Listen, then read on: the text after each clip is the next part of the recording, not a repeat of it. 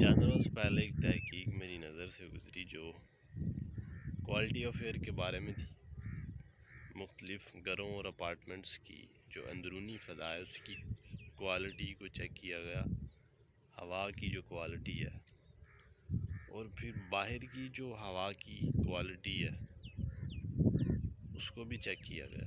پھر دونوں کو کمپیئر کیا گیا، ان کا تقابلی جائزہ لیا گیا، تو بڑے حیران کن نتائج سامنے آئے۔ جو اندر کی جو اندرونی فضا تھی وہ بہت زیادہ آلودہ تھی بنسبت باہر کی فضا کے۔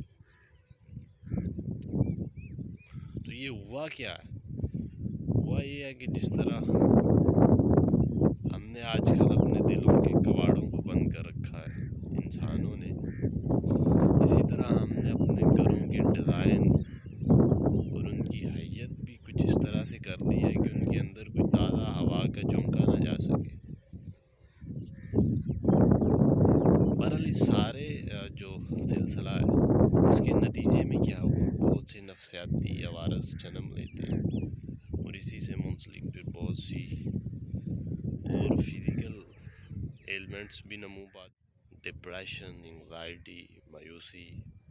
اور اس طرح کے دوسرے جتنے عوارض ہیں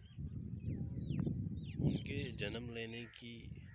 بنیاد میں جو بنیادی ترین قسم کے محرکات ہیں وہ یہی چیزیں ہیں۔ اور ہمارے جو کمروں کے اندر کی مجموعی طور پر فضا ہے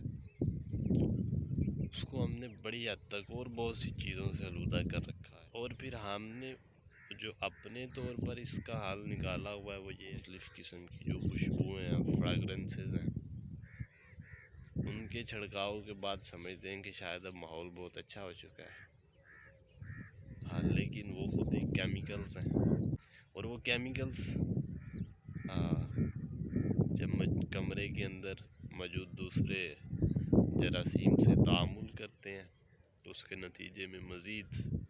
آلودہ فضا جنم لیتی ہے۔ آج کل کے جو ہمارے گھر ہیں، اپارٹمنٹس ہیں، جو سارا رہائشی آرکیٹیکچر کا نظام ہے بالکل ایسے ہی ہے جیسے پنجرے ہوں، قید خانے ہوں، جیسے ڈربوں کے اندر انسان محبوس ہو کے رہ گیا، اور جب انسان کمرے میں ہوتا ہے تو وہ باہر کی دنیا سے بالکل ہی منقطع ہوتا ہے، اور باہر سے کوئی تازہ ہوا کا جھونکا نہیں اندر جا سکتا۔ نیچر سے جڑے رہنا، قدرت سے جڑے رہنا، فطرت سے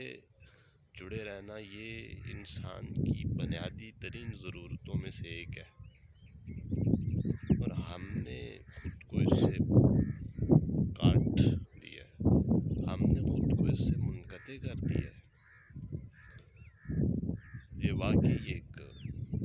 سیریس قسم کا مسئلہ ہے جو ہم کو درپیش ہے، اور ہمیں اس معاملے پر سوچ بچار کرنی چاہیے، اور ہم نے اندر کی جو تاریکی ہے اس کو دور کرنے کے لیے نئے ڈیزائن کے فانوس اور قندیلیں تو بنا لی ہیں، لیکن سورج سے خود کو کاٹ لیا، درختوں اور پیڑوں سے ہم نے خود کو دور کر لیا، اور اپنے گھروں کے اندر پلاسٹک کے پودے رکھے ہوئے ہیں۔ اس سارے